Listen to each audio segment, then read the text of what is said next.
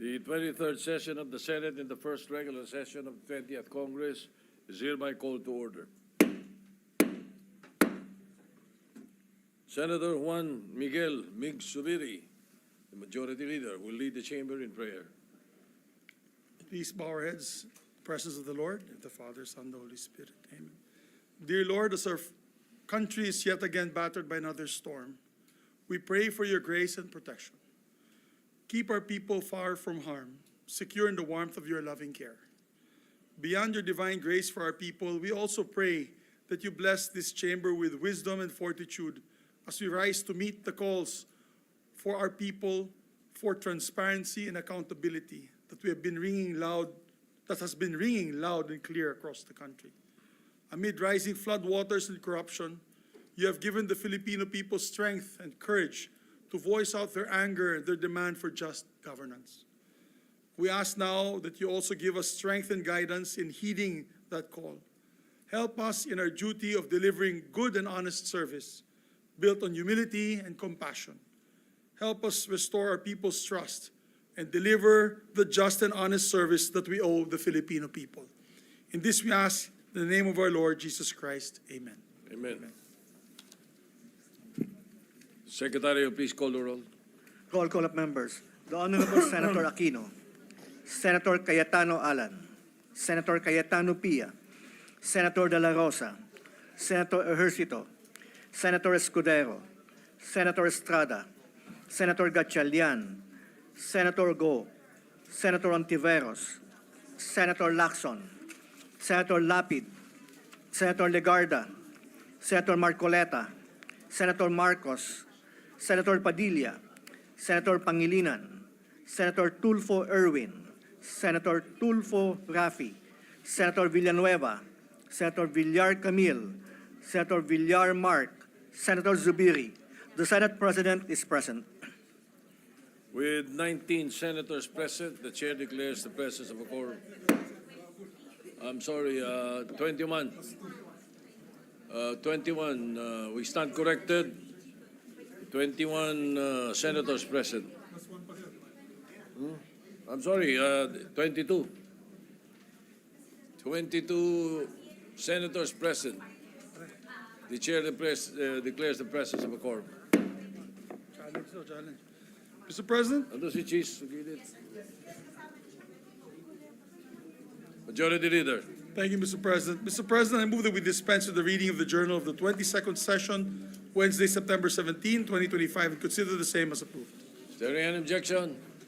There being none, the motion is approved. Thank you, Mr. President. No guests? Yes. Mr. President, our good gentleman from Bulacan, Senator Joel Villanueva, would like to be recognized, Mr. President. Senator Joel Villanueva is recognized. Thank you very much, Mr. President, to our Majority Leader. Thank you. Mr. President, just a short manifestation. Earlier today, during the hearing of the Blue Ribbon Committee, my name was once again mentioned by District Engineer Henry Alcantara. Mr. President, let me state this clearly at the very start. I am fully prepared to be investigated on these allegations. I have nothing to hide, and I welcome any inquiry that will bring out the truth. Mr. President, in fact, if we carefully review what transpired this morning, it was clear, very clear, from Mr. Alcantara's own statement that, number one, Mr. President, Mr. Alcantara said, hindi po ako nag-request ng kahit anong flood control project. Sinabi din po niya, wala po akong alam at hindi rin po ako kailanman sinabihan tungkol sa mga proyektong yan. Ang request po ng representasyong ito ay multipurpose buildings para sa aking mga kababayan sa Bulacan at hindi po flood control. Sinabi niya po yan. Sinabi rin po at inamin ni District Engineer Alcantara na may tulong daw siyang pinaabot pero hindi po sa akin, sabi po niya. At siya na rin po mismo ang nagsabi na wala po akong alam doon. Pero ayan, Mr. President, basta binanggit lang po yung pangalan natin, mentioned my name, operative word, mentioned. Mr. President, ano po ba ito? Masabi lang po yung pangalan natin at idadawit po tayo sa flood control issue kahit ang mismong testigo na ang nagsabi po na wala po akong alam. Mema lang, may masabi. I am ready, Mr. President, and my office is ready to be investigated, that the truth may come out. At katulad po ng pagdalo ko kanina, Ginoong Pangulo, sa ICI, nakahanda rin po akong bigyang linaw ang mga bagay na ito sa anumang forum o lugar at patunayan na mali, malisyoso at pawang kasinungalingan lamang ang ipinupukol po sa ating pangalan. Maraming salamat, Ginoong Pangulo. Majority Leader. Thank you very much, Mr. President. Mr. President, I move that we proceed with the reference of business. The Secretary will proceed with the reference of business. Bills on first reading, Senate number 1331, anak converting the Mountain Province Ilocos Sur Road via Dakudak Pilipil Road into a national road and appropriating funds therefore, Senator Marcos. Referred to the Committee on Rules. Senate number 1332, anak establishing a general hospital in the city of Iligan, province of Lanao del Norte, to be known as the Iligan's General Hospital, appropriating funds therefore, Senator Marcos. Referred to the Committee on Rules. 1333, an act providing for the conversion of the Suyo Sigay del Pilar Road located in the province of Ilocos Sur into a national road, appropriating funds therefore, Senator Marcos. Referred to the Committee on Rules. 1334, an act granting full tax benefits to government purchases during a state of calamity and for other purposes, Senator Marcos. Referred to the Committee on Ways and Means. Senate number 1335, an act urging the comprehensive planning, development, and export promotion of durian and providing funds therefore, Senator Marcos. To the Committees on Agriculture, Trade, and Finance. 1336, an act converting the Candon, Santiago, San Esteban Coastal Road located in the province of Ilocos Sur into a national road, appropriating funds therefore, Senator Marcos. Referred to the Committee on Rules.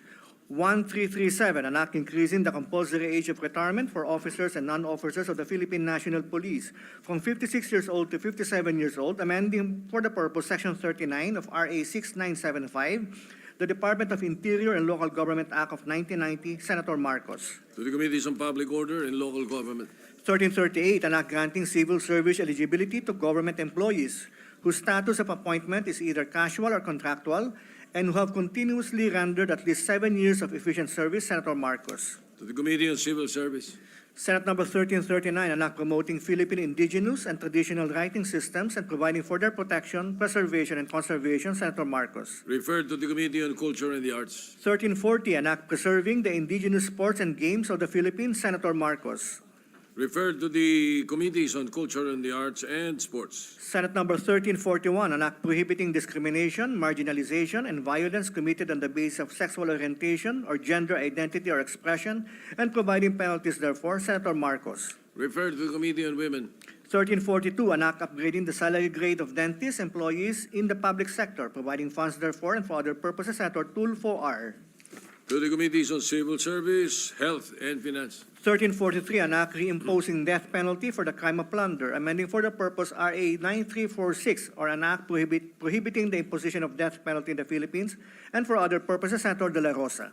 Referred to the Committee on Justice. 1344, an act strengthening the Pantawid Pamilyang Pilipino Program for Peace through Parents Leaders Adult Education Program, Senator Ontiveros. To the Committees on Social Justice and Finance. Senate number 1345, an act creating a Congressional Commission on Agriculture to review, assess, evaluate, and recommend reforms in the Philippine agriculture sector, appropriating funds therefore and for other purposes, Senator Marcos. To the Committees on Agriculture and Finance. Senate number 1346, an act amending RA 8178, or the Agricultural Tarification Act of 1996 as amended, and for other purposes, Senator Marcos. To the Committees on Agriculture, Ways and Means, and Finance. 1347, an act providing free access to government websites from telecommunication providers, and for other purposes, Senator Tulfo R. Referred to the Committee on Public Services. Senate number 1348, an act separating the sitios of Kimbuaya, Longboy, Bulalak, Kinapian, Indandangan, Comanibe, and Makaag from Barangay Suyo proper in the municipality of Suyo, province of Ilocos Sur, and constituting it into a district and independent barangay to be known as Barangay Kinapian, Senator Marcos. To the Committee on Rules.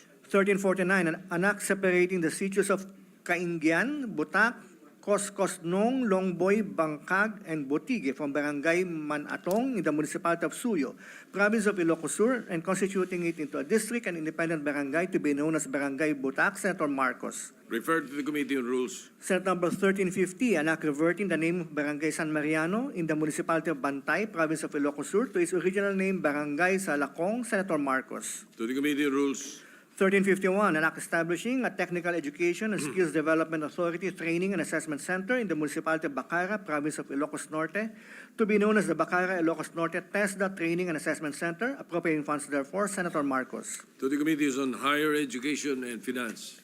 1352, an act protecting the welfare of workers in the health sector by ensuring the provision of just and humane conditions of work and providing tax incentives for private employers, appropriating funds therefore, Senator Go. To the Committees on Labor, Health, Ways and Means, and Finance. Senate number 1353, an act strengthening the practice of midwifery as a profession in the Philippines, appropriating funds therefore and for other purposes, Senator Marcos. To the Committee on Civil Service and Finance. 1354, an act rationalizing the withholding tax rate on refined petroleum products, amending for the purpose sections 57 of the National Internal Revenue Code of 1997 as amended, Senator Aquino. To the Committee on Ways and Means. Senate number 1355, an act providing for the exemption of refined petroleum importers from the bond requirement under Section 160 of the National Internal Revenue Code of 1997 as amended, Senator Aquino. Referred to the Committee on Ways and Means. There is additional reference to business. You may proceed. Additional reference of business resolutions. Senate Concurrent Resolution number 6. Concurrent resolution granting consent to Senate Majority Leader Juan Miguel Migs F. Zubiri to accept the Grand Cordon of the Order of the Rising Sun conferred upon him by the government of Japan, introduced by Senator Legarda. Approved. Referred to the Committee on Rules. Proposed Senate Resolution number 124. Resolution congratulating and commending Padel Pilipinas for its historic victory at the 2025 Asia Pacific Padel Cup held from 28 to 31 August 2025 in Selangor, Malaysia, Senator Villanueva. Referred to the Committee on Rules. 125, resolution expressing the sense of the Senate to declare the last week of September of this year and every year thereafter as the National Family Week, Senator Soto III. Approved later. Referred to the Committee on Rules. Resolution number 126, congratulating and commending the Philippine Padel national team for winning the 2025 Asia Pacific Padel Cup in Selangor, Malaysia, Senator Soto III. Referred to the Committee on Rules. Resolution number 128, commemorating the 115th birth anniversary of Wenceslao Q. Vinsons and honoring him as the perpetual symbol of hope and youthful leadership in the struggle against poverty, inequality, and corruption, Senator Pangilinan. Referred to the Committee on Rules. Resolution number 129, congratulating and commending the Asia Pacific Padel Cup 2025 Philippine delegation for emerging as champions of the 2025 APPC, held from 28 to 31 August 2025 in Selangor, Malaysia, Senator Legarda. To the Committee on Rules. Resolution number 130, commending and congratulating Padel Filipinas for clinching the championship title in the 2025 Asia Pacific Padel Cup APPC held in Selangor, Malaysia, and for bringing pride and honor to the Filipino people, Senator Go. Referred to the Committee on Rules. The presiding officer stands corrected. The roll call, there were 21 senators who answered to the call of the roll. For the record. Thank you, Mr. Majority Leader. Thank you, Mr. President. Mr. President, we'd like to recognize a distinguished colleague from San Juan, Senator Jingo Estrada, to take the privilege hour. Senator Jingo Estrada is recognized. It is just a manifestation, Mr. President. I am not availing of the privilege hour. Mr. President, I cannot, in good conscience, let the remarks made earlier by our colleague, Senator Francis Pangilinan, during the Blue Ribbon Committee pass without rebuttal. His comments, while not naming us directly, were laced with insinuations, clearly aimed at me and former Senator Bong Revilla, and the legal ordeals I have already faced. With due respect, such statements are not only unfair, they are malicious and utterly uncalled for. Mr. President, let me put on record. Hinarap ko po ang mga kasong isinampa sa akin. Dumaan ako sa mahabang panahon ng paglilitis, pagkakakulong, at pati na ang mabigat na stigma na idinulot nito. Hindi lamang sa akin, kundi maging sa mga miyembro ng aking pamilya na taon ding nagtiis ng pangungutya, pangmamaliit, at panghusga. Sa huli, napatunayan na walang sapat na batayan ang mga ipinukol sa akin na mga akusasyon. Hindi ko kailanman nanaisin na pagdaanan nito ng sino man sa aking mga kasamahan dito ngayon. Mr. President, the courts have spoken with finality. To cast doubt on these decisions is not only an insult to me personally, but a dangerous affront to the judiciary. It undermines the very foundation of our justice system and erodes public trust in due process. Ginoong Pangulo, hindi ako tutol sa sinasagawang pagdinig ng Blue Ribbon Committee. Ngunit, hindi ko pahihintulutan na ang kasalukuyang issue ay gamitin upang idikit muli sa akin ang mga maling paratang at sadyang impluwensyahan ang opinyon ng publiko. Ang mga kasong may kinalaman sa PDAF ay naresolba na ng korte matapos ang masusing proseso ng batas. To insinuate otherwise is nothing less than an attempt to rewrite history and to malign the integrity of the judicial process. I urge my colleagues to exercise prudence, fairness, and much of all, respect.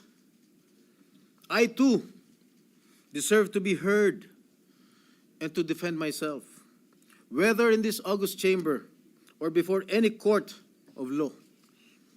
I am more than ready to dismantle the baseless lies being peddled in the Blue Ribbon Committee, come hell or high water. And I will not allow discredited narratives to be weaponized for political grandstanding. I will not allow my honor, hard-earned and vindicated by the courts, to be sullied by careless remarks. And I hope the committee, the Blue Ribbon Committee, will expunge from the record such malicious and unwarranted remarks that serve no purpose but to malign and mislead. Thank you, Mr. President. Thank you, Senator Serrano. Majority Leader. Senator Francis Pangilinan is recognized. Thank you, Mr. President. Just a very quick manifestation. For the record, there was no intention of maligning any individual. In the manifestation we said earlier during the committee hearing of the Blue Ribbon Committee, wala pong personalan. Gaya ng nabanggit ng butihing senador, wala po tayong pinangalanan. Humihingi tayo ng unawa. Dahil bago pa nung hearing na yon, tayo po ay humurap sa judiciary. At doon din na tinalakay at pinag-usapan ang problema ng conviction rates, particular ng Sandigan Bayan. 47% ang conviction rates ng Sandigan Bayan. Ibig sabihin, sa bawat dalawang kaso, isa absuelto. That was the context, Mr. President, of our manifestation earlier. There was no intention of maligning any senator with that manifestation. For the record, Mr. President, and again, humihingi tayo ng unawa kay Senator Jinggoy Estrada. Wala pong personalan yung ating earlier manifestation. I hope he will understand. Thank you, Senator Francis Pangilinan. Majority. Yes, you may respond. Ang sabi niya po, ang sabi po ni Senator Pangilinan, wala ho siyang binanggit na pangalan. Pero napaka-obvious naman po ang kanyang sinabi kanina dun sa Blue Ribbon Committee. Ang sabi niya, if I may quote, well, if I may, kung maaari ko siguro ikomento, is siguro kung yung Napoles cases inauwi doon, halip na absuelto, kulong, baka hindi na nangyari itong mas malaking kurakot. Those were the words of Senator Kiko Pangilinan. Sino ba ang pinatatamaan niya? Sino ba ang pinatatamaan mo? Di ba? It's very obvious that I was being alluded to. Remember, Mr. Senator Pangilinan, that I was acquitted by the court. Are you questioning the decision of the court acquitting this representation? You're a lawyer. I'm not. You shouldn't be talking that way. You are undermining the judicial process in our country. You being a member of the bar. Thank you, Mr. President. May I ask a minute for suspension? Majority Leader. May I ask, oh, very. Session is suspended. Yes,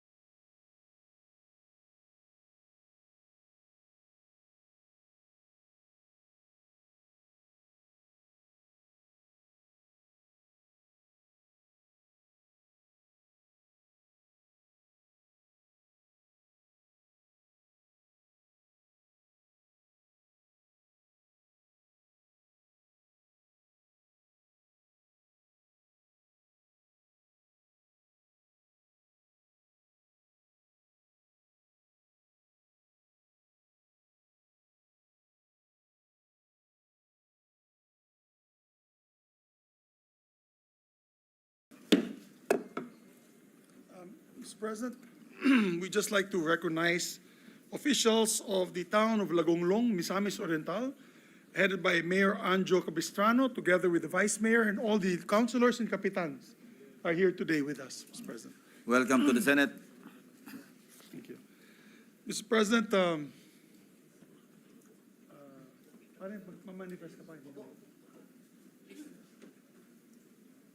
I believe Senator Robin Hood Padilla would like to also make a quick manifestation, Mr. President.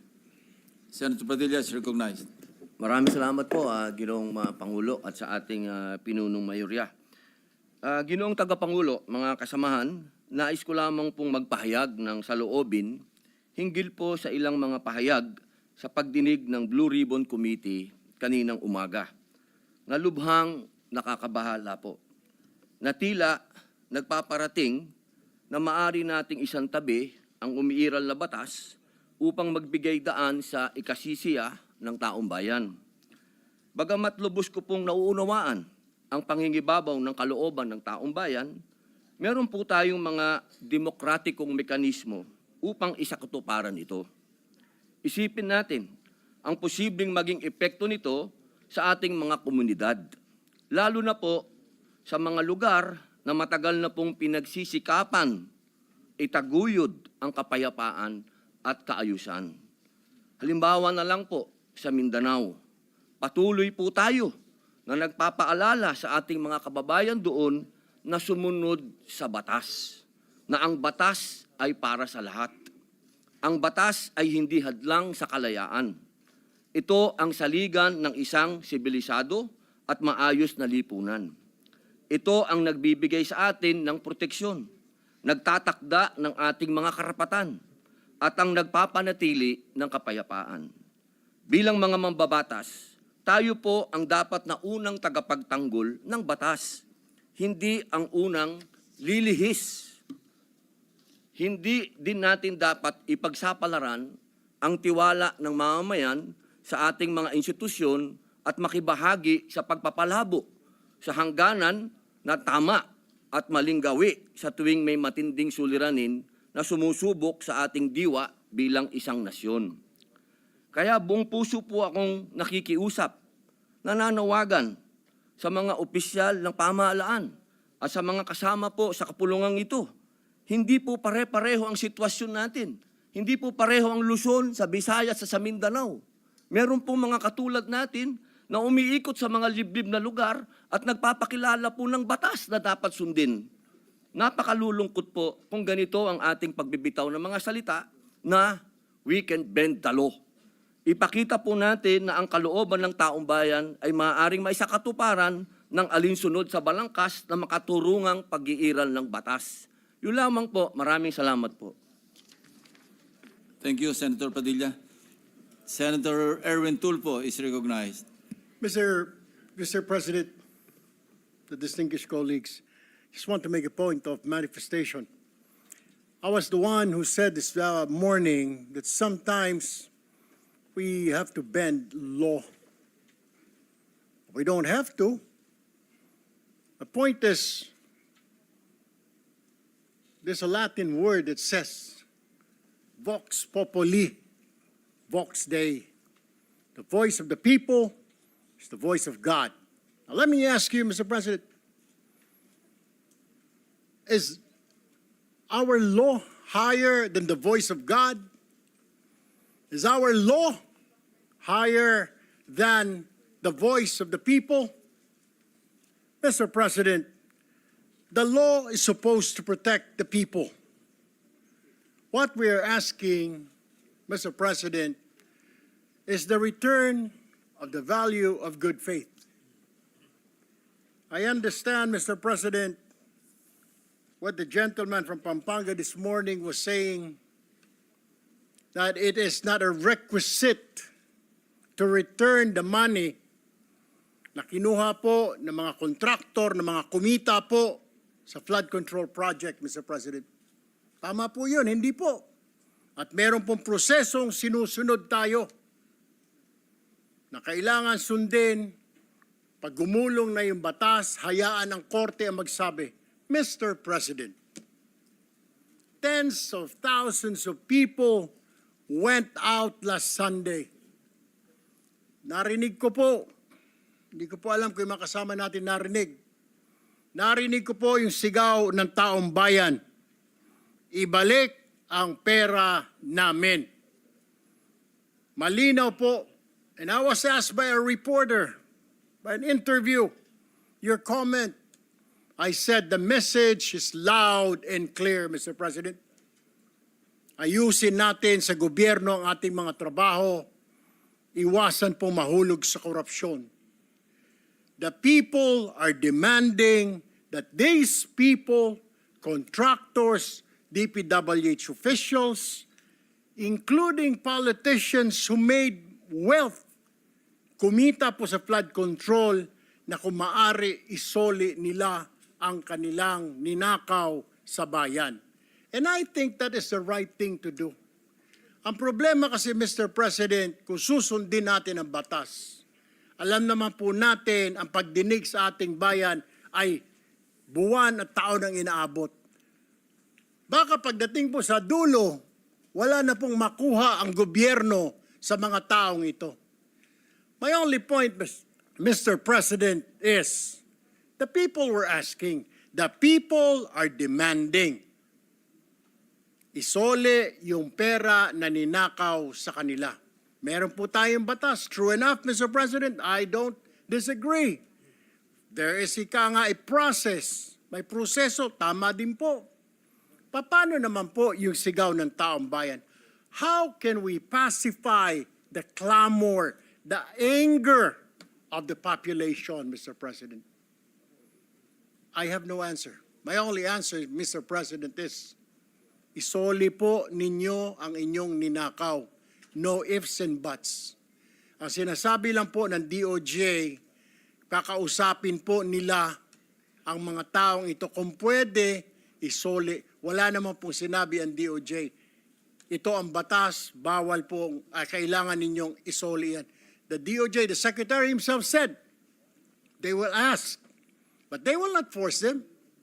Depende, mas mabuti raw kung kusang loob nilang isurrender yung pera, Mr. President.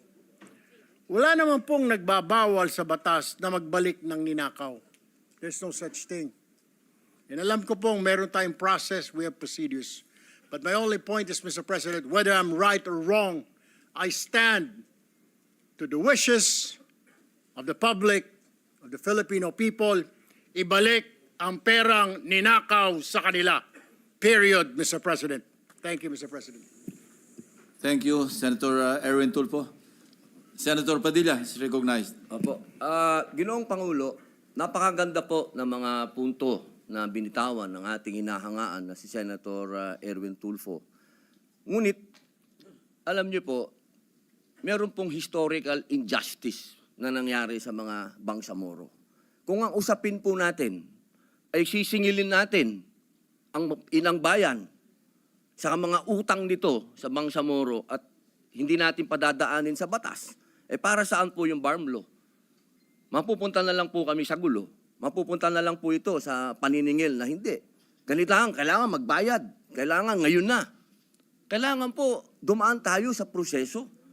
Ang atin pong saligang batas ay malinaw na nagsasabi na may due process. Kung ang argumento po natin ay makikinig tayo sa sinasabing ngayon na. Teka muna po. Marami pong maliligaw. Katulad po ng mga kasama nating artista, halimbawa sinasabi nila, kung ganyan, wag na tayo magbayad ng tax. Paano po ang gagawin natin? Papayagan po ba natin na mga artista ngayon wag na magbayad ng tax dahil yun ang boses nila? Yun ang voice of God? Yun ang voice of the people? Ang gusto ng mga tao, lahat ng tao ngayon ayaw na magbayad ng tax. Dahil sa nangyayaring ito. Ang gusto ko lamang pong linawin, Ginoong Pangulo, tama po, naniniwala po ako na ang tao'y galit na. Dapat lang po silang magalit. Marami nang talagang ghost project. Ang dami na pong nangyayaring ito. Pero sana po, intindihin po natin din yung mga kababayan natin sa malalayong lugar na humahanap ng hustisya. Madami pong mga kababayan natin Katulad ng mga katutubo na humihingi din po ng hustisya yan. Pero dinadaan po natin sa batas ang pagnanakaw sa kanilang mga lupain, ang pagnanakaw sa mga mineral resources nila. Pero lagi natin sinasabi, may batas tayong dapat sundin. E paano kung isang araw gusto din nilang ng anarchy? Gusto din nilang magkagulo? Gusto din nilang lumusob sa Malacanang, pumunta ng Mindiola? Yun po yung mga bagay po na dapat po natin ding isipin. Ako po'y hindi kontra kahit kanino dito. Ako po'y number 1 supporter ng lahat nandito. Pero pagdating po sa usapin, na tayo'y magkakaroon na naman ng pag-aaklas. 20 taon na po ako sa Mindanao. Alam po yan ng kapatid ko na si Senator Zubiri na umiikot dyan sa mga liblib na lugar para kumbinsin ng mga taong sumunod tayo sa batas. Yun lamang po, mga senador tayo. Gumagawa tayo ng batas. Ang batas kailangan sundin natin tayo mismo. Yun lamang po. Wala naman akong gustong sabihin kundi yun lang. Maraming salamat po. Senator Erwin Tulfo is recognized. Mr. President, just last point. Hindi po kahit kailan nagnakaw ang Bangsamoro. To tell you, kung mga kasama po natin, 20 years na pong nag-ikot sa Mindanao, ako, lumaki po ng Mindanao. I've been to Hulo, I've been to Basilan, I've been to Tawi-Tawi, I've been to Marawi. Maro nga po ako magsalita ng Tausog eh. But anyway, ang sinasabi ko lamang po, wala pong ninakaw, kaya iba po yun eh. Parang you're comparing apples to oranges. Yung Bangsamoro po, hindi po nagnakaw, kaya yung sinasabi na kailangan kasuhan or something, hindi po eh. Ang sinasabi ko lang po, ito'y malinaw na yung sinisigaw po ng mga kababayan natin ni Sole. And that's my own opinion, Mr. President. We have to return it. Kusa po, kung gusto po, kung sincero silang maging state witness, gusto po nilang mapasok sa Department of Justice, then siguro po, in good faith, Mr. President, isoli po nila yung mga nakuha po nila. That is all, Mr. President. I have no further statements. Thank you, Mr. President. Thank you, Senator Erwin Tulfo. Majority Leader. Maraming salamat po, Mr. President. Siya nga pala, Mr. President, meron po tayong maraming ice cream sa likod. Bumili po ako ng Ben & Jerry's. Pwede po kayong kumain. At anytime, pampalamig muna ng ulo sa mga ating mga kasamahan. Pero magaganda naman po ang mga layunin nila. They are all pushing for the advocacy. So we respect them. And in this August chamber, we allow these ideas to freely be debated and discussed. So, Mr. President, with that, I move that we consider proposed Senate Resolution number 125. This is the resolution expressing the sense of the Senate to declare the last week of September as National Family Week. I so move, Mr. President. Is there any objection? Hearing none, consideration of proposed Senate Resolution number 125 is in order. The Secretary is directed to read the title of the resolution. Resolution expressing the sense of the Senate to declare the last week of September of this year and every year thereafter as a National Family Week. Mr. President, to sponsor the measure, move to recognize the distinguished Senate President Vicente C. Soto III. The Senate President, Senator Vicente Tito Soto III, is recognized. Thank you, Mr. President, Mr. Majority Leader, thank you. My esteemed colleagues, I rise on a very personal topic to me and for all of us, the family. According to the 1987 Constitution, the family is the foundation of the nation, and it has mandated us to strengthen its solidarity and actively promote its total development. It is not only the Constitution that mandates us to strengthen the family, but also the Bible.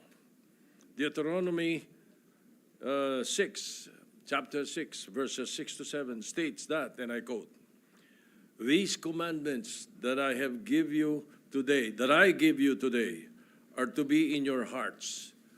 Impress them on your children. talk about them when you sit at home, when you walk around, when you walk along the road, when you lie down, and when you get up. End of quote. As such, Mr. President, I sponsor Resolution 125. This resolution declares that the last week of September this year and all succeeding years thereafter be called the National Family Week. This resolution is not merely a symbolic gesture, but a reaffirmation of our nation's most fundamental value. Our nation is not only built on concrete and steel, but also in the foundation of the Filipino family. However, this foundation is being threatened by forces such as technology, the separation of the family by virtue of overseas employment. As such, this resolution, the Senate sends a strong message that we, the national representatives of this nation, believe and trust that the family is not merely a relic of the past, but a living and real hope for the future. Finally, my colleagues, this resolution is a simple but powerful act, and the value to the social fiber of our nation is immeasurable. Let us, as a Senate, stand with the Filipino family. Let us pass this resolution and encourage everyone to actively participate in the meaning of this resolution, the family. Thank you, Mr. President. Thank you, Mr. Senate President. Majority Leader. Mr. President, I also received the note from the office of Senator Christopher Bongo to insert into the records his co-sponsorship speech. Thank you. So inserted. And also Senator Lauren De Garda, Mr. President. As she had requested. Noted. Thank you. Mr. President, no member wishes to interpolate the proposed amendment. Senator Padilla wants to be recognized. Yes. Senator Padilla is recognized, Mr. President. Senator Padilla is recognized. Assalamualaikum po ulit. Magandang hapon po, Ginoong Pangulo at mga kasama sa mataas na kapulungan.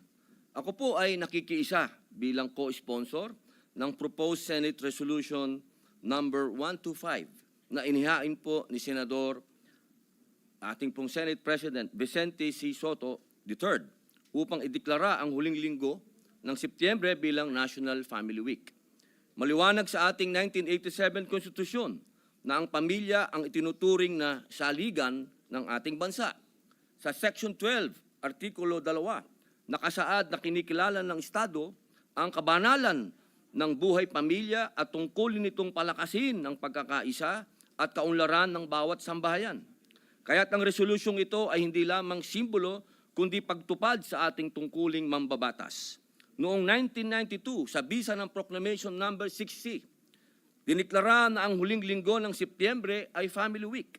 Pinalakas pa ito ng Executive Order number 238 noong 2003. Noong namang 2012, sa bisa ng Proclamation number 326, idinagdag ang Kainang Pamilya Mahalaga Day tuwing ika-4 na Lunes ng Setyembre. Kamay-kailan lang, pati ang Malacanang ay nagpaikli ng oras ng trabaho ng gobyerno upang makasama ang bawat kawani sa pagdiriwang nito. Malinaw, Ginoong Pangulo, ang lakas ng ating pamahalaan ay nagsisimula sa lakas ng pamilya. Iba-iba ang mukha ng pamilyang Pilipino. May mga OFW na susumikap sa malayo para sa kinabukasan. May mga solo parent na pilit binabalanse ang oras. May mga lolo at lola na kumakalinga. At may mga pamilyang hinahamon ng kahirapan at sakuna. Gayunpaman, iisang katotohanan, sa pamilya nagsisimula ang paghubog ng dangal, pananampalataya at pagmamahal sa bayan. Kaya't nananawagan po ako ng wagawing makahuluhan ang Family Week. Hindi lang selebrasyon, kundi pagkilos, parenting at marriage seminars, livelihood programs, child protection actions, mental health support, at disaster preparedness para sa buong sambayanan at sambahayan. Bilang isang ama at lingkod bayan, naniniwala po ako kung matatag ang pamilya, matatag ang republika. Kaya sa ngalan ng bawat pamilyang Pilipino, buong puso po akong nakikiisa kay Senador Soto at sa kapulungan ito sa agarang pag-adapt ng resolusyong ito. Maraming salamat po. Thank you, Senator Padilla. Majority Leader. Thank you, Mr. President. Mr. President, I'd like to stand corrected. The good gentle lady from Antigua, instead of inserting to the records, would like to co-sponsor the measure. May we recognize Senator Lauren Legarda, Mr. President. Senator Lauren Legarda is recognized. Thank you, Mr. President. I stand before you today to co-sponsor Senate Resolution 125, expressing the sense of the Senate to declare the last week of September of this year and every year thereafter as a National Family Week. According to the PSA's 2020 census, out of 109 million Filipinos, 108.7 million live in households. This is equivalent to 9 out of 10 Filipinos living in households with their families. However, the weight of economic pressures and the changing social landscape has affected the family rhythm. Oftentimes, both parents and children are compelled to work longer hours to meet the daily expenses of the family. As a result, family time, once defined as shared meals and conversations, is sacrificed. What used to be a norm of sitting together to share stories, seek guidance, and build common values has now become a rare experience for Filipino families. Also, while technology has advanced and brought many benefits, it has also introduced new distractions, making face-to-face communication within families a scarce resource. Since the state is tasked to protect and strengthen family life as a basic autonomous social institution, it is only proper for this institution to help in nurturing and upholding the welfare and unity of Filipino families. Thus, I urge my esteemed colleagues to support and adopt proposed Resolution 125 to express a sense of the Senate to declare the last week of September of this year and every year as a National Family Week. Simple as it may seem, through this measure, we affirm that amidst the difficulties and distractions of our lives, the heart of the Filipino continues to beat strongest within the home. Let this observance be our yearly reminder that our progress as a people will always be measured by the strength of our families, the values we pass on, and the bonds we choose to keep. Thank you, Mr. President. Thank you, Senator Legarda. Majority Leader. Before Senator Erwin, I think Senator Pia manifested first, but would you allow him to go ahead, Madam? Yes, we'd like to recognize Senator Erwin Tulfo. Senator Erwin Tulfo is recognized. Mr. President, I would just like to manifest my support on Senate Resolution number 125, which is expressing the sense of the Senate to declare the last week of September of this year and every year thereafter is the National Family Week. Family is very important, Mr. President. Otherwise, we won't be here. If we don't have a family, we don't have parents who brought us all here. So I agree, Mr. President, and we should immediately pass this resolution number 125, and I support the said resolution filed by Senator Soto, the sponsor, and co-sponsor Senator Bongo and Senator Lauren Legarda. Thank you, Mr. President. Thank you, Senator Tulfo. Majority Leader. May we recognize Senator Pia Cayetano, sir? Senator Pia Cayetano is recognized. Thank you, Mr. President. I'd like to align myself with the sponsor, the Senate President, on proposed resolution number 125, expressing the sense of the Senate to declare the last week of September of this year and every year thereafter as the National Family Week. But bago ho ako tumayo dito, ni-research ko ng konti kasi nalilito ako kung ano ba talaga ang sineselebrate natin. Family Week, eating healthy, medyo nagpatong-patong na siya. So ngayon, naiintindihan ko natin. I-share ko din sa mga nakikinig sa atin para maliwanag sa atin kung anong sineselebrate natin. So noong 1992 pala, there was a proclamation declaring National Family Week. So it's just a family week, which is exactly the essence of the sponsorship speech of the Senate President. And then noong 2012, nagkaroon ng kainang pamilya mahalaga. Mahalaga din? Yes, mahalaga din. So sinabayan niya yung National Family Week na sinabing let's all eat together. So okay naman yun kasi as Filipinos and I think worldwide, we celebrate life momentous events by eating together. So okay din naman yun. And then yesterday, si National Nutrition Council, nagpahayag siya na eat healthy with your family. So doon ako magpo-focus, Mr. President. Hindi lang kumain, eat healthy. So papangalanan ko na yung mga masasama para sa atin, yung sobrang mga soft drinks, yung sobrang matataba, sobrang matatamis, lahat yon. And everything in excess is bad. Siyempre kung may celebration, di ko naman sinasabing huwag tayo mag-celebrate, di ba? Pero imbis na yung jumbo size, kasi ano yan racket po yan ng mga fast food at ng mga brands that sell unhealthy products. Ilalagay nila dun sa line of sight mo yung mga jumbo pack nila, yung mga buy one, take one nila because they are addicting us to unhealthy habits. So, on that note, I join you, Mr. Senate President. Pero nagpapaalala lang ako, celebrate and eat healthy. Yun lang po, Mr. President. Thank you. Thank you very much, Senator Pia Cayetano, Majority Leader. May you recognize as well Senator Risa Hontiveros? Or Yeah, Deputy Senator Majority Risa Hontiveros is recognized. Salamat po, Mr. President. I rise in strong support of proposed resolution number 125, declaring the last week of September as National Family Week. Panahon palagi para alalahanin at alagaan ang ating pamilya. The Senate President is right. There is an assault of technology on the family. Sa panahon ng AI at social media, hindi lang oras ang ninanakaw, pati ang kaligtasan ng ating mga anak. AI can create fake child abuse images and deepfakes. Walang pisikal na krimen, pero totoo ang trauma. AI chatbox can groom and extort. Nagaan yung kaibigan, pero panganib pala. Ito po'y napagalaman ng ating komite sa Committee on Women, Children, Family Relations, and Gender Equality sa nakaraan nating hearing. Dagdag pa rito, milyong-milyong OFWs ang napipilitang mahiwalay sa kanilang pamilya upang mabuhay, gaya ng binanggit din ni Senate President. Solo parents shoulder double burdens, kadalasan mag-isa, habang hinaharap ang parehong digital at pang-araw-araw na panganib. Alam yan ni SP dahil pinasa natin ang Solo Parents Welfare Act nung nakaraang Kongreso sa ilalim ng kanyang liderato. National Family Week must also mean family protection and support mula sa mas matibay na batas laban sa AI-facilitated exploitation hanggang sa mental health care at konkretong tulong para sa OFWs at solo parents. Ang pamilya ang unang tahanan ng lipunan. Let us make it safe and whole, even in the digital world. Salamat po, Mr. President. Thank you, Senator Risa Hontiveros, Majority Leader. Thank you, Mr. President.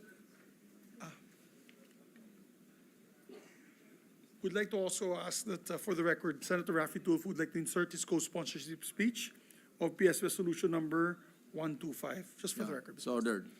Mr. President, I move that all members present today to be made as co-authors, Mr. President.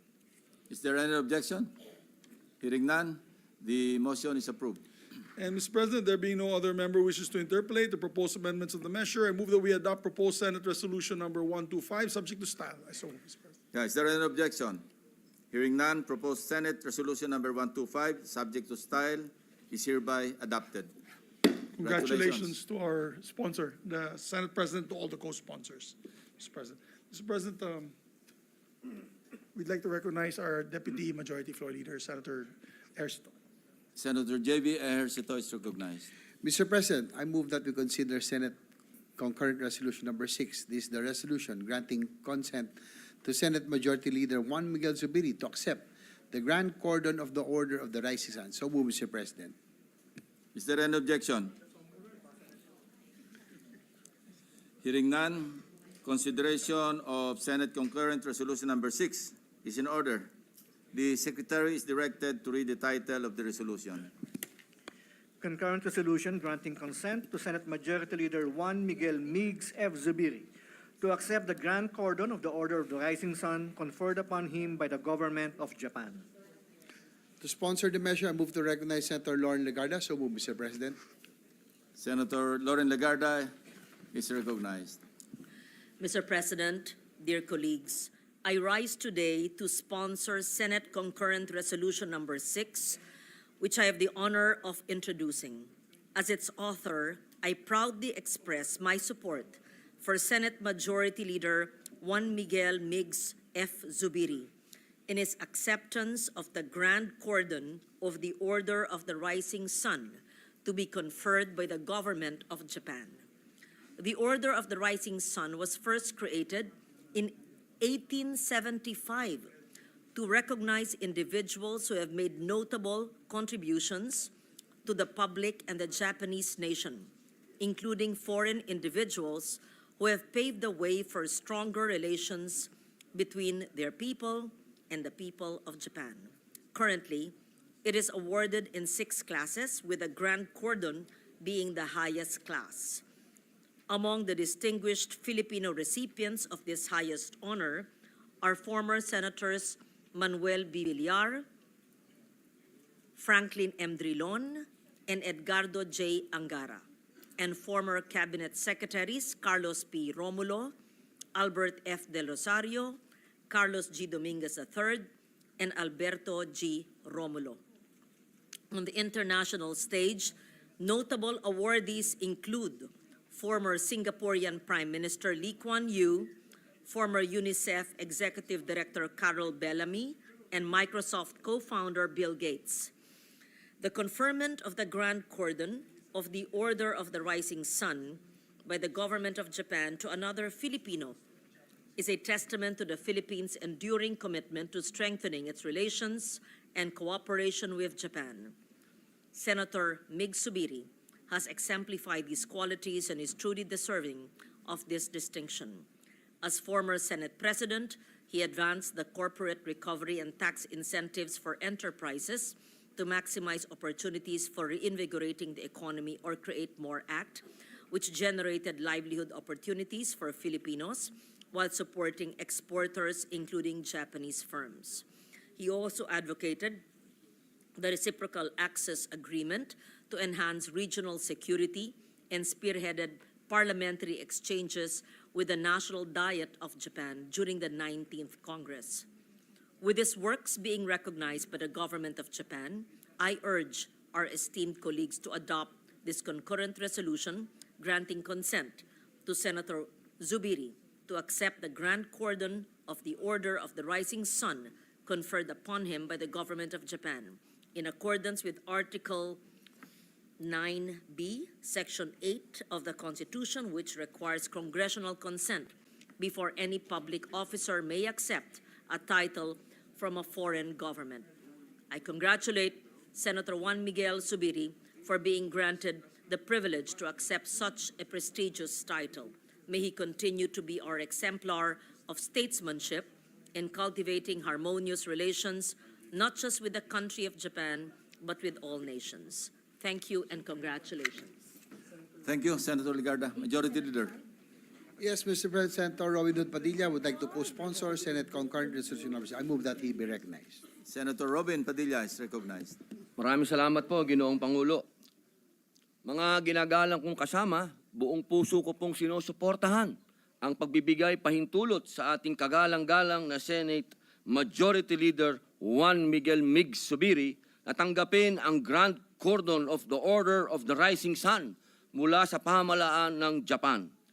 Ang parangal po na ito ay karapat-dapat na pagkilala ng kanyang pamumuno at pagsusumikap na pagtibayin ang ugnayan ng Pilipinas at Japan na pinatutunayan ng kanyang track record at natatanging tatak ng serbisyo publiko para sa ikabubuti ng ating bayan. Ipinapaabot ko po ang aking taus-pusong pagbati sa aking lakan, ang Pangulo po ng Arnis dito sa ating bayan, isang magdirigma. Ako po ay saludo sa iyo. Kalakip ang aking kagustuhan maging co-sponsor at concurrent resolution number 6 na inihain ni Senadora Lauren Legarda. Maraming salamat po. Thank you, Senator Robin Padilla. Majority Leader. Mr. President, the Senator Pia Cayetano also would like to co-sponsor the resolution. I move that she be recognized. Senator Pia Cayetano is recognized. Thank you, Mr. President. I rise today to co-sponsor Senate Concurrent Resolution Number 6, which grants consent to Senate Majority Leader Juan Miguel Mig Zubiri to accept the Grand Cordon of the Order of the Rising Sun, an honor conferred upon him by the government of Japan. The Grand Cordon of the Order of the Rising Sun is awarded to individuals who have made exceptional contribution to the Japanese nation and its people. This prestigious distinction is also extended to foreign nationals who have played a pivotal role in strengthening ties between their countries and Japan. Under the leadership of Senator Zubiri, we witnessed the creation of the Reciprocal Access Agreement between the Philippines and Japan, an agreement designed to enhance security and defense cooperation in the Asia-Pacific region. As Senate President, he also played a critical role in the successful hosting of the 31st meeting of the Asia-Pacific Parliamentary Forum, a significant initiative spearheaded by former Japanese Prime Minister Yasuhiro Nakasone. Mr. President, I was also with the delegation of the then Senate President Mig Zubiri when we went to Japan. Holy Week na Holy Week pa man din. May plano na ako sa pamilya ko, pero nag-i-insist siya with all his persuasive charms and talents that full force po kaming pumunta sa Japan. And this was not a junket trip, Mr. President. Umagang-umaga hanggang gabing-gabi, kami ay paikot-ikot dun sa, basically in the Tokyo area, meeting in various government offices with the different high-ranking members of parliament, including the Prime Minister, Mr. President. So talaga namang sobra ang effort ng ating majority floor leader to enhance cooperation and strengthen the ties with Japan. So today we celebrate a remarkable achievement as Senator Zubiri is honored with the Grand Cordon of the Order of the Rising Sun. This recognition is not only a reflection of his dedication to advancing the principles upheld by the Japanese government, but also of his unwavering commitment to fostering a strategic partnership between the Philippines and Japan. Senator Zubiri's partnership with Japan has been grounded in mutual respect and a shared vision for long-term cooperation, particularly in the areas of economic development and security. His efforts have indeed had tangible outcomes, further solidifying the ties between our two nations. With great respect and admiration, I proudly co-sponsored this resolution. Thank you. Thank you, Senator Pia Cayetano. Majority Leader. Yes, Mr. President, last to co-sponsor the measure is Senator Win Gatchalian. I move that he be recognized. Senator Sherwin Gatchalian is recognized. Thank you, Mr. President. Mr. President, esteemed colleagues, I rise today to co-sponsor Senate Concurrent Resolution Number 6, a resolution granting consent to Senate Majority Leader Juan Miguel Mig Zubiri to accept the Grand Cordon of the Order of the Rising Sun conferred upon him by the government of Japan. The Order of the Rising Sun was established 150 years ago in 1875. It has 7 classes, with the Grand Cordon being the highest of them all. This distinction is bestowed upon people who have made notable contributions to the Japanese nation and the public, including foreign individuals who have paved the way for stronger relations between their peoples and Japan. Mr. President, esteemed colleagues, dear friends, it is an honor to celebrate the dedication and commitment of a man who has given more than 2 decades of his life to bring our nation closer to the people of Japan in the spirit of friendship, harmonious relations, and mutual prosperity. His body of work speaks for itself. When he served this chamber as Senate President, Senator Zubiri campaigned for the creation of a reciprocal access agreement between Japan and the Philippines with the aim of strengthening security and defense in the Asia-Pacific region. The RIA outlines procedures for cooperative activities by the defense force of one country while visiting the other. It defines the status of a visiting force. This allows for better coordination and aid in times of need.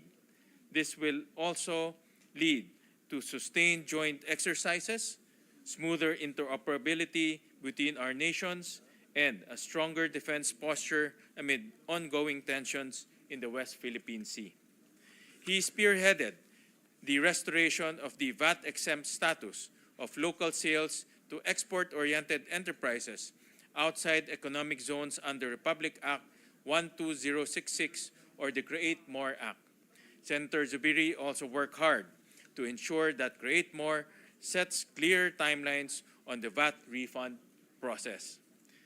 This was a major concern of Japanese investors in the Philippines, and if my memory is correct, Senator Zubiri went on a parliamentary mission to Japan in 2023 and heard this concern from former Japanese Prime Minister Fumio Kishida himself. Thus, improving this process was critical in maintaining Japanese investor trust and confidence. Senator Zubiri's efforts saved jobs and bolstered the Philippines' reputation as a destination for foreign investments. In the diplomatic sphere, our majority leader led vital exchanges with our legislative counterparts, the National Diet of Japan. And it was through Senator Zubiri's initiative that the Philippine Senate, together with the Philippine House of Representatives, held a historic joint session to hear a policy address from former Prime Minister Kishida.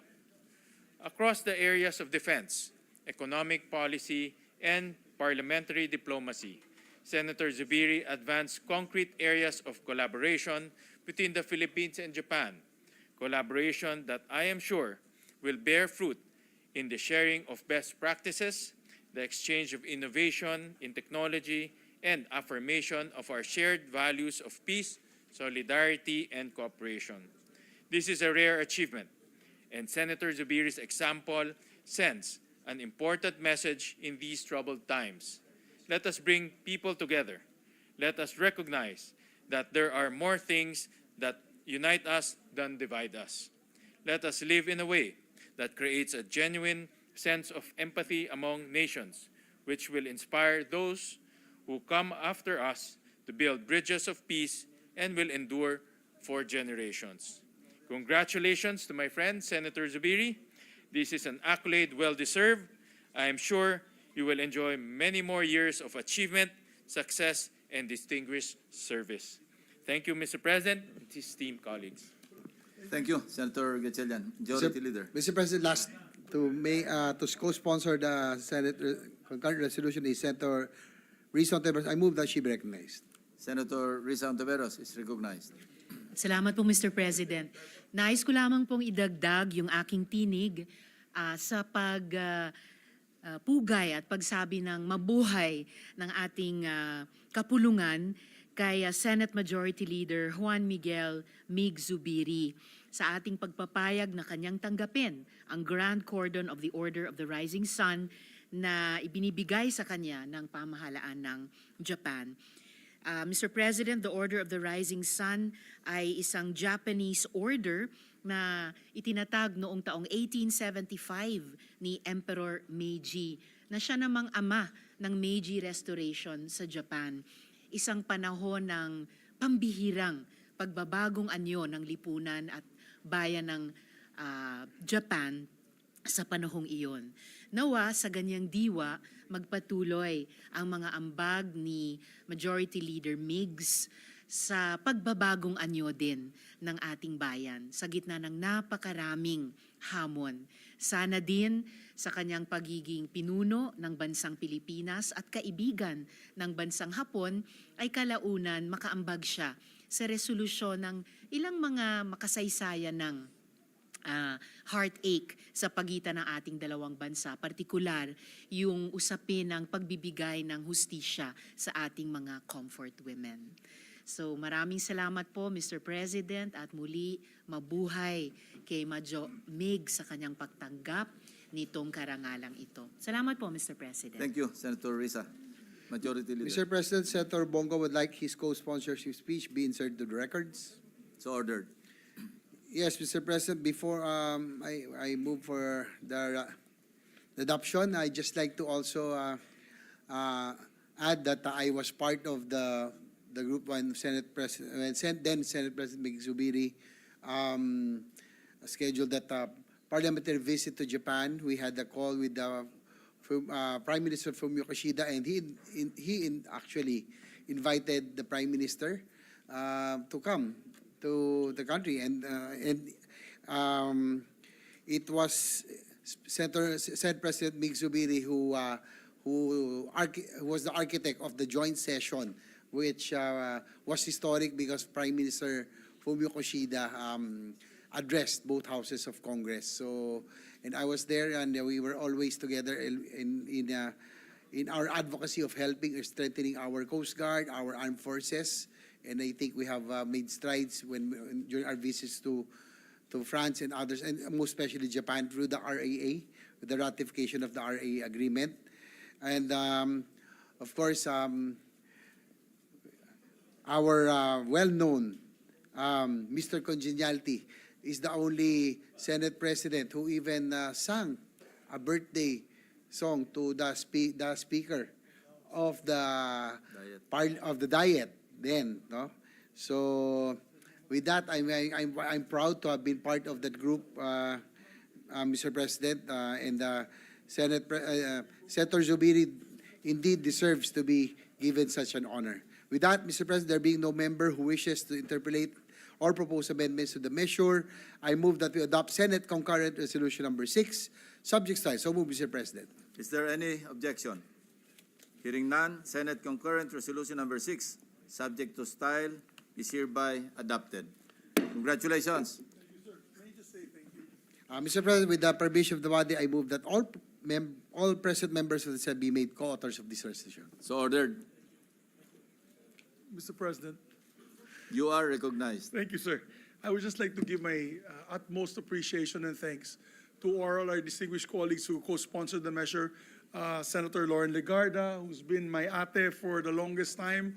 I also had the distinct honor to sponsor her award by the French government. It was a Légion d'honneur of the French government, the highest award given by the French government to individuals for also their, of course, also their award given to individuals that help strengthen ties between two countries in France.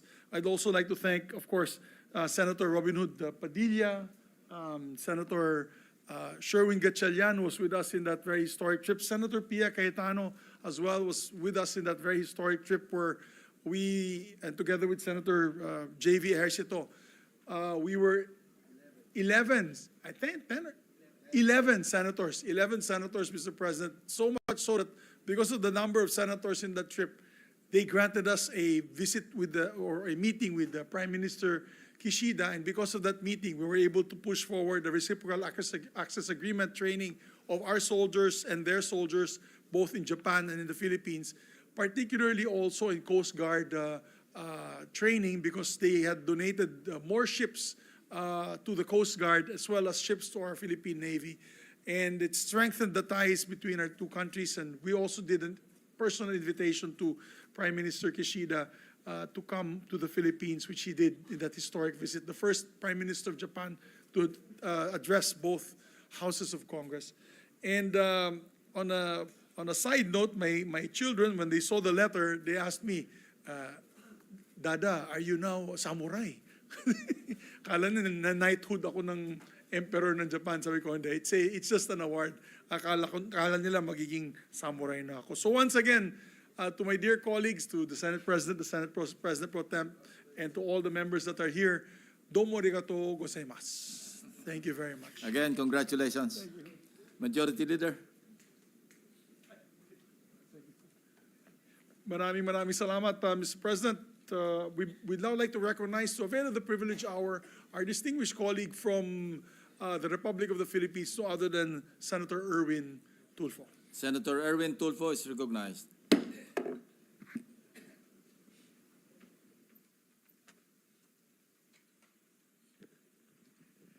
Mr. President, distinguished colleagues, I rise today on a matter of urgent national concern. Habang ginaganap po ngayon sa ating bansa ang FIVB Men's Volleyball World Championship, a global sporting event that should bring pride and joy to the Filipino fans, two serious issues have stained its integrity. Una, the Philippine National Volleyball Federation, under the leadership of Mr. Ramon Suzara, has allowed the promotion of 1xBet, an online gambling operator that is illegal in the Philippines. Illegal po ito, bawal. At malinaw na under the law, online gambling operators without proper license from PAGCOR and regulation are prohibited. Ang tanong ko po ngayon, Ginoong Pangulo, bakit pinayagan ng PNBF ang isang kumpanyang labag sa ating batas na mag-advertise sa isang prestiyosong international event na nakatuon dapat sa sports development at kabataan? Mr. President, are we sending the message to our youth that illegal gambling is acceptable? Basta may pera, that the prestige of a sporting event like volleyball can be auctioned off to the highest bidder kahit bawal. Ikalawa, the matter of ticket prices, Mr. President, mga kababayan, the ticket for this event noong mga unang araw range from 15,000 at ang pinakamura ay 1,500. 15,000 pesos para makapanood lang po ng volleyball. Sino naman po ang makakabibili ng ganyang kamahal na ticket? Siyempre, hindi po ang ordinaryong estudyante. Hindi rin po ay mga mahilig sa volleyball sa probinsya o mga batang nangangarap na maging volleyball players. This is not inclusion, Mr. President. This is exclusion. Instead of bringing volleyball closer to the people, we are driving them away. Instead of inspiring the youth, we are telling them sports is only for the rich. At nang tanungin po si PNBF President Suzara tungkol dito, ang sagot niya, we cannot please everybody. Mr. President, this is arrogance of the highest order. Public trust, public responsibility, and sports development are not about pleasing everybody. They're about fairness, integrity, and inclusivity. Kaya malinaw ang tanong ko kay Mr. Suzara, Mr. President, why is an illegal gambling entity allowed in this tournament? Pangalawa, why are Filipino fans are being priced out of this international event held in their own soil? 3, and why does the leadership of PNBF dismiss this legitimate concern so lightly, as if the Filipino people do not matter? Mr. President, colleagues, this is not just about volleyball. This is about governance, accountability, and the message we send to our people. Kung dito po sa larangan ng sports, lantaran na ang kapabayaan at kawalang malasakit, what more in other bigger arenas? I call on this chamber, Mr. President, to investigate these matters, to hold the PNBF accountable and to protect both the integrity of sports and the welfare of Filipino fans. Mr. President, colleagues, let us not allow volleyball, a sport of passion and unity, to be tainted by illegal gambling and elitist practices. Maraming salamat po, Ginoong Pangulo. Magandang hapon po sa ating lahat. Thank you, Senator Tulfo. Majority Leader. Mr. President, I move that the speech of a distinguished gentleman, we recognize Senator Pia Cayetano, Mr. President. To interpolate, Senator Pia Cayetano is recognized.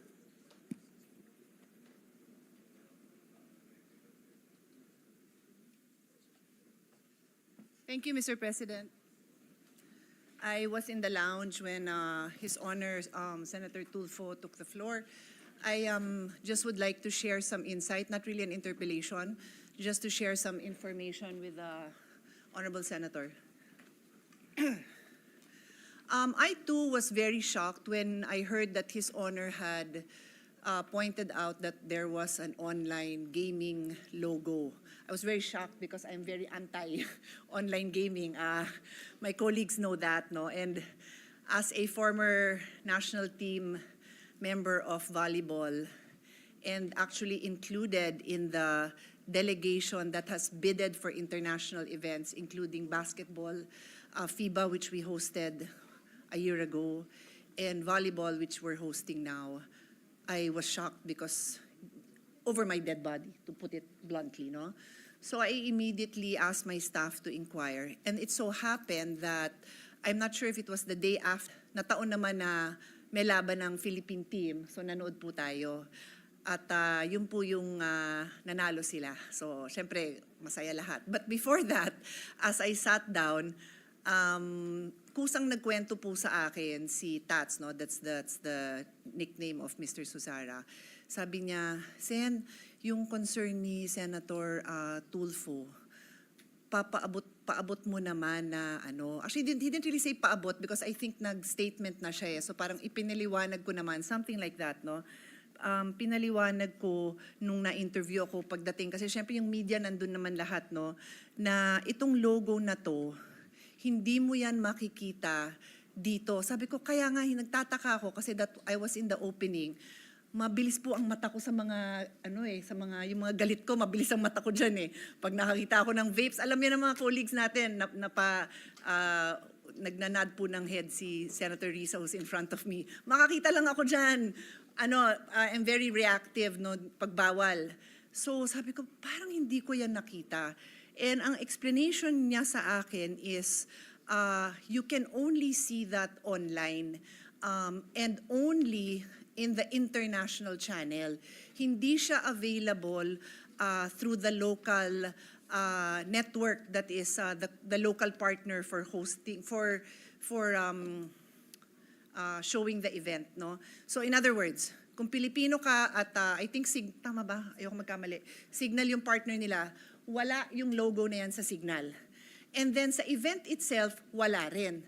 So sabi niya, yung nakikita mong nakaganyan, that is already the kagagawan nyo nung international sponsor. And as international events go, again, I am also quite I'm not an expert but a bit familiar kasi nag-host din tayo ng paddle tournament, international paddle tournament, tas yun nga po yung basketball. May global the way it works is may global sponsors ang international entity. So if it's an international volleyball federation, if it's an international basketball federation, international football federation, may global sponsor sila. Hindi po yun sponsor ng local entity. Now, I think the responsibility of the local entity is to ensure that hindi nga yan maging sponsor dito sa venue natin kasi bawal yan and hindi ho tayo nagbibigay na excuse. I'll make very clear, galit ho ako dyan sa mga bawal na mga produktong yan. Hindi yan dapat ina-advertise dito. So, I guess that's the point that I wanted to share. And in fairness lang to Mr. Susara, he gave a lengthy interview explaining this in soon after His Honor Senator Tulfo made his observation. So to be clear, the logos are not used in any local venue. They are also, they recognize that the Philippines cannot be used as a platform for this illegal, it is considered illegal in the Philippines. Signal TV is also aware of that, and One Sport or Signal TV does not have and does not use and does not display those sponsors. Finally, PAGCOR also informed them beforehand that the usage of the logos is not allowed. So, parang in fairness lang naman dun sa organizer, mukha naman, ginawa naman nila yung part nila na ipaalam na dun sa international groups na bawal ito sa Pilipinas. Yun lang naman po, Mr. President. Thank you po, Mr. President. Yes, thank you for bringing that up, Madam Mr. President. Ang sa akin lamang po kasi napapanood po yung online, not really sa TV, kundi po sa online, sa Facebook. The problem here, Mr. President, is that visible po siya sa Filipino audience also. If you sign in, if you have a Facebook account, makikita niyo po yung 1xBet na yan. Tama naman po ang senadora na hindi po nakita yan sa TV network, wala po yan. Pero pag pumunta ka po sa Facebook, makikita mo po, nagpa-flash po yung 1xBet. Madam Concerned po Senator. ako dyan. So, Mr. President, alam ho ba ng ating colleague kung anong Facebook account yon? Kasi kung local, kunyari, ni-replay po yan ng local group or ng PAGCOR or for that matter, local volleyball network, talagang kailangan anuhin natin yan, pagsabihan. Basta ang sa atin, and I don't know, no, maybe we can ask the ICT na how do we restrict when it's international? So Yes. yun lang, hindi ko talaga din kayang i-tolerate if it is shown by a local Facebook, like somebody who controls, the Facebook account is owned by a local entity. Pero kung international, that is a problem because I don't know kung paano natin makokontrol yun. Thank you, Mr. President. Salamat po. Knowing that the lady from Taguig is also an anti-gambling advocate, maraming salamat po. Mr. President, we will provide the senator from Taguig yung copy po na kunan po namin ng screenshots sa ilang Facebook accounts po na nakikita po yung 1xBet. Sorry, Mr. President, pwede hong pakiulit lang yung sinabi niyo. Una po, nagpapasalamat po ako, Mr. Ay, thank you. President. Narinig ko yun. Thank you rin. No, yung Magkaisa ho tayo dyan. what I'm saying is that we will provide, Mr. President, to the lady from Taguig, yung pong mga Facebook accounts where na screenshot po namin na lumalabas po yung 1xBet. Oo, Dito yes. napapanood. Thank And you then po. pwede rin natin ibato yan sa PAGCOR because I believe sila yung nagre-regulate, no? Na, dahil kahit ako, I would be very bothered. Ang strict natin dito tapos hindi pala natin kayang i-regulate na yung mismong local again, I wouldn't know kung sinong mga local yon who would be replaying this, and maybe pwede din dagdagan ng campaign natin, no, dun sa mga bawal na nakikiride on sa all the good benefits that we can get out of sports. Yes, maraming salamat po, Mr. President.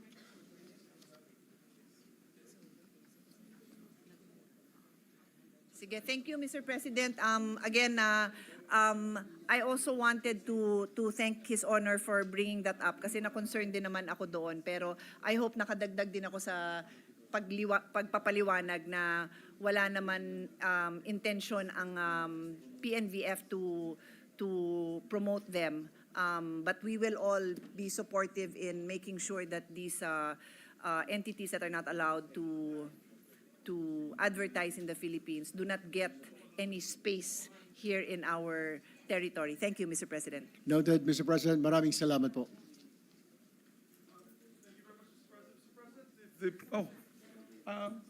Yes, we would like to recognize our distinguished Deputy Majority Leader, Senator Risa Ontiveros, if the gentleman would like also to allow her to ask a few questions. Senator Risa Ontiveros is recognized. Salamat, Mr. President.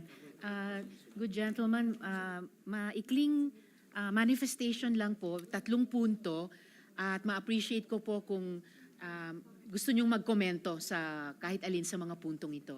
Go ahead po. Salamat, Mr. President. Una po, yung isa po sa mga anak ko ay nagiging volleyball enthusiast. Kaya't sinubaybayan po niya itong kasalukuyang tournament, tournament, at nagawa ng paraan na makapanood dun sa isa sa mga games na naglaro yung, I think yung team ng Japan. Dahil isa po yun sa mga paborito ng mga volleyball enthusiasts ngayon. Nireklamo din po niya, Mr. President, yung isang pinoint out ng good gentleman mula sa Palawan, na bakit, mama, ang mahal-mahal na mga tickets. So ang nabili lang nila ng mga kaibigan niya, dahil mga young working people din, yung medyo nasa taas na. Pero pagdungaw nila, kitang-kita nila na yung mga sections, yung mga seats na mas malapit sa court, halos walang nakaupo. Dahil nga po, napakamahal. Tama po. So paano pa talaga ma-afford? Sabi niya, sayang mama, dumadami yung mga Filipino volleyball enthusiasts na pwede sanang manood, tangkilikin itong game na to. Suportahan yung ating national team at yung iba pang mga teams na minamahal na rin ng mga Filipino volleyball enthusiasts. So sabi niya, bakit masyado namang pinrise out of range ng mga gustong manood yung mga tickets?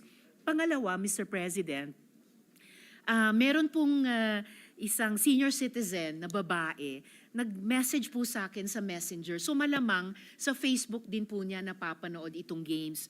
Napansin po niya yung ipinakita ng good gentleman, lalo na dito sa upper left slide nila, kitang-kita po sa sahig ng volleyball court yung 1xbet. Kaya nagreklamo din siya. Bakit kitang-kita? Parang na-advertise tuloy dito sa upper left slide, dun sa upper left din na portion, kitang-kita po yung 1xbet. Sabi niya, akala ko ba, papunta na tayo sa strict regulation kung hindi man banning ng online gambling. Kitang-kita dito sa isang tanyag na sports event. So, yun po yung pangalawang observation na gusto kong ibahagi, good gentleman, mula sa Palawan. At yung huli po, balik po ako dun sa obserbasyon ng anak ko at mga kaibigan nila. Sabi niya, Mama, pag pumupunta kami halimbawa sa mall, habang tumatakbo itong volleyball tournament na to, napapansin po namin ang daming mga turistang Hapon na sumusunod sa kanilang national team. Sila'y naglalakbay para lang panoorin yung team nila maglaro kahit sa ibang bansa. Sabi niya, at kasama pa nila yung kanilang mga pamilya. Sabi niya, sayang, hindi sinamantala na i-maximize ito para din sa ating domestic tourism. Dahil naglalakbay na rin lang naman sila, mga Japanese tourists, kasama pa nung kanilang pamilya.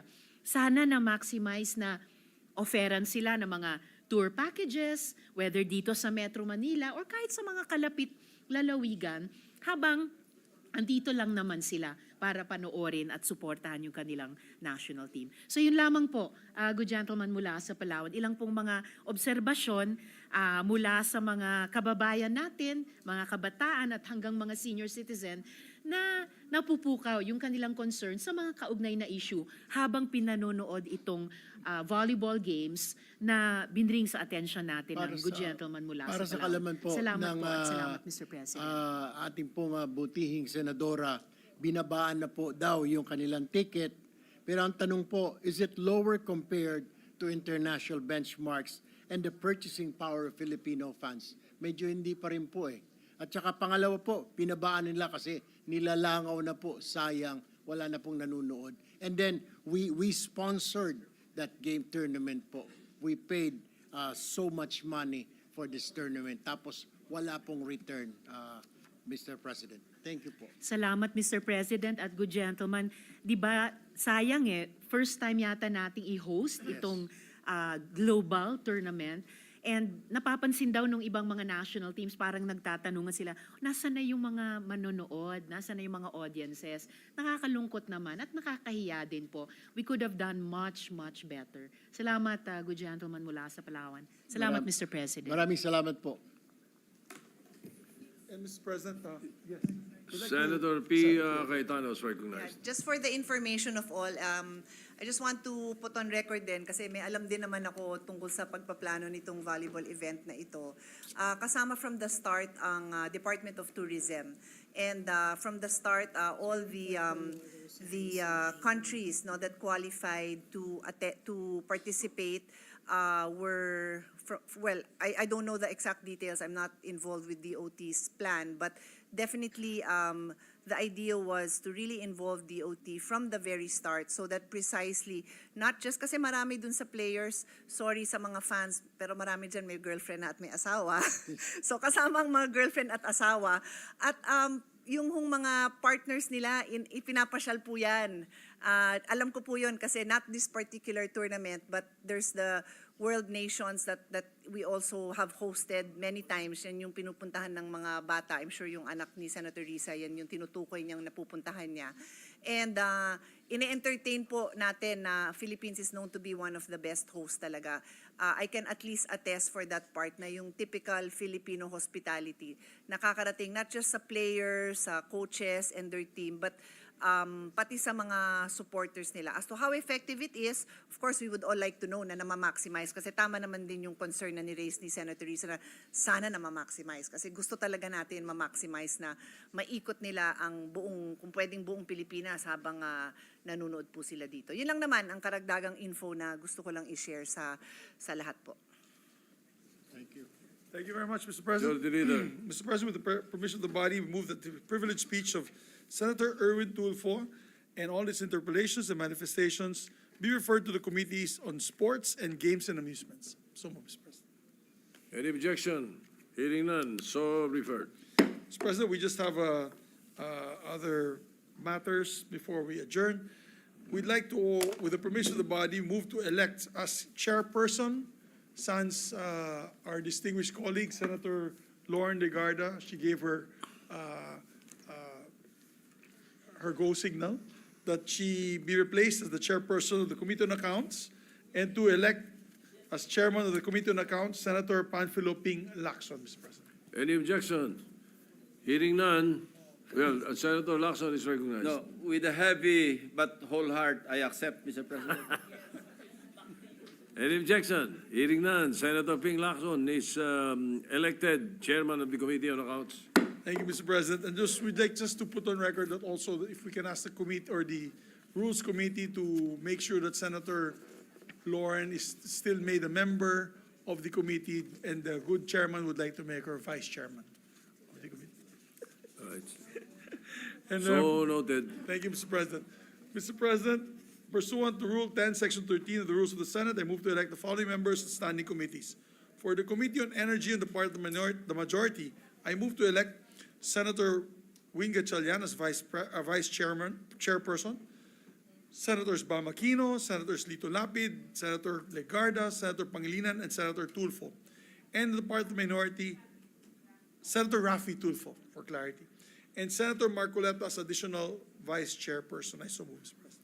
Any objection? Hearing none, the nominated names are elected into the Committee on Energy. For the Committee on Science and Technology in the part of the majority, I move to elect Senator Pia Cayetano upon the instruction of the chairperson to designate her as vice chairperson of the committee. I so move, Mr. President. Any objection? Hearing none, motion is approved. Mr. President, for the Committee on Sustainable Development Goals, Innovations, and Futures Thinking, I move to elect on the part of the majority Senator Camille Villar as vice chairperson, and members are Senator Lito Lapid and Senator Lauren Legarda. I so move, Mr. President. Any objection? Hearing none, motion is approved. Upon consultation with Senator Ejercito, Mr. President, as chairperson, the following are retained as members of the Committee on Tourism.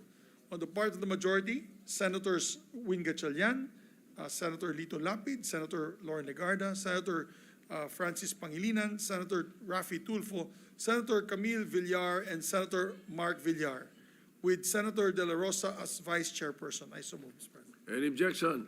Hearing none, motion is approved. Mr. President, for the Committee on Banks and Financial Institutions, I move to elect Senator Alan Cayetano as vice chairperson, and as members of the majority, on the part of the majority, Senator Mark Villar, Senator Lauren Legarda, Senator Francis Pangilinan, Senator Wing Gatchalian, and Senator Camille Villar. And on part of the minorities, Senator Christopher Bongo, Senator Chis Escudero, and Senator Rodante Marcoleta. I so move, Mr. President. Any objection? Hearing none, motion is approved. Mr. President, for the Rules Committee, I move to elect the following members on the part of the minority, Senator Bato de la Rosa and Senator Marcoleta. I so move, Mr. President. Any objection? Hearing none, motion is approved. Mr. President, for the Committee on Environment and Natural Resources and Climate Change, I move to elect the part of the minority, Senator Christopher Bongo, Senator Jingo Estrada, Senator Bato de la Rosa, Senator Marcoleta, and Senator Padilla. I so move, Mr. President. Any objection? Hearing none, motion is approved. For the Committee on Higher Technical and Vocational Education, I move to elect Senators Christopher Go, for the part of the minority, Senators Christopher Go, Senator Jingo Estrada, Senator Bato de la Rosa, Senator Marcoleta, and Senator Escudero, Mr. President. So move. Any objection? Hearing none, motion is approved. For the Committee on Accounts, Mr. President, I move to elect on the part of the minority, Senator Christopher Go, Bongo, Senator Marcoleta, Senator De La Rosa, and Senator Padilla. I so move, Mr. President. Any objection? Hearing none, motion's approved. Mr. President, on the part for the Committee on Government Corporations and Public Enterprises, I move to elect the part of the minority, Senators Christopher Bongo, Senator Rodante Marcoleta, and Senator Bato de la Rosa. Any objection? Hearing none, motion's approved. Mr. President, for Committee on Urban Planning, Housing, and Resettlement, I move to elect on the part of the minority, Senator Christopher Bongo as Vice Chairperson, and as member, Senator Marcoleta. I so move, Mr. President. Any objection? Hearing none, motion's approved.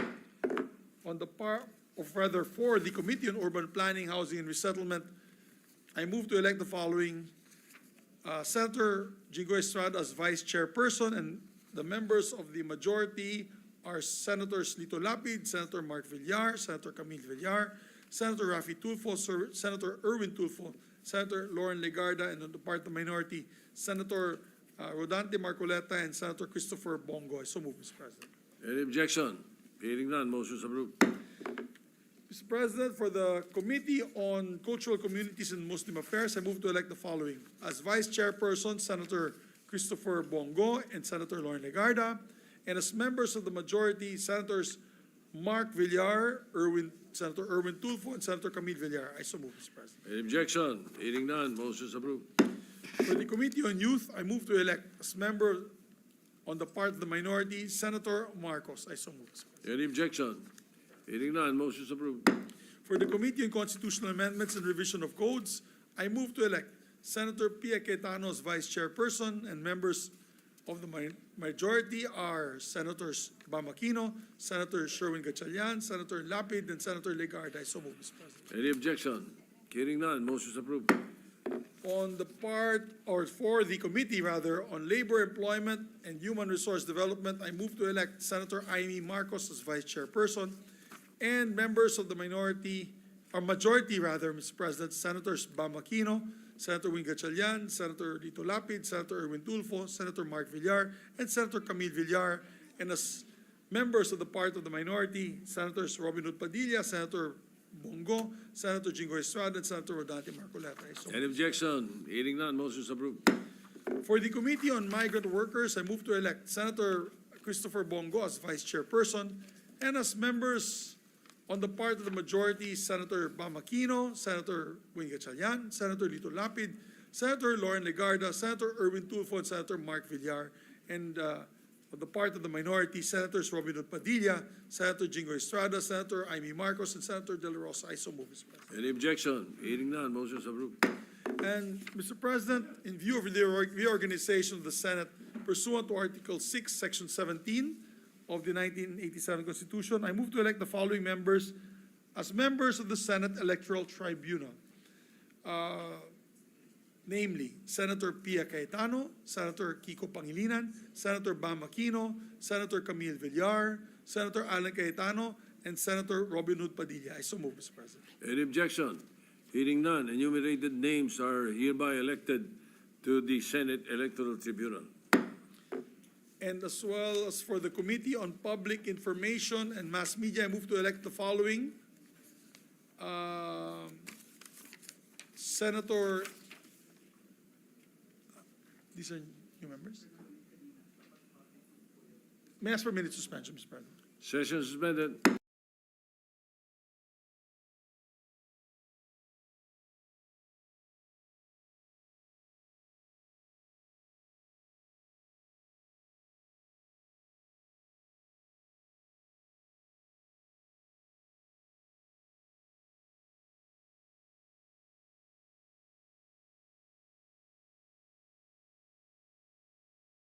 Mr. President, with due apologies, there is a mistake coming from the staff. That when we read the Committee on Urban Planning, Housing, and Resettlement, it was a wrong heading. It's the Committee on Public Info and Mass Media. So again, let me correct. The earlier manifestation on urban planning, housing, and resettlement is to be disregarded, and we are now calling that the members of the Committee on Public Info and Mass Media be Senator Estrada as Vice Chairperson, and as members of the part of the majority, Senator Lito Lapid, Senator Mark Villar, Senator Camille Villar, Senator Raffy Tulfo, Senator Erwin Tulfo, and Senator Legarda, and on the part of the minority, Senator Rodante Marcoleta and Senator Christopher Go. Mr. President, I so move. Any objection? Hearing none, the correction is made. Motion is approved. Thank you, Mr. President. And for the Committee on Local Government, I move to elect as members of the part of the majority, Senators Win Gatchalian, Senator Lito Lapid, Senator Raffy Tulfo, Senator Mark Villar, Senator Bam Aquino, Senator Camille Villar, Senator Lauren Legarda. I so move, Mr. President. Any objection? Hearing none, motion is approved.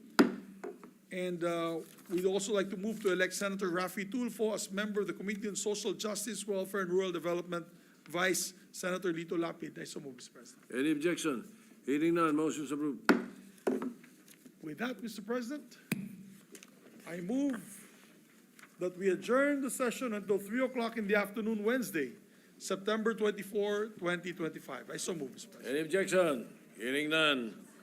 The session is adjourned until 3 o'clock in the afternoon of Wednesday, September 24, 2025. Maraming salamat po, Mr. President.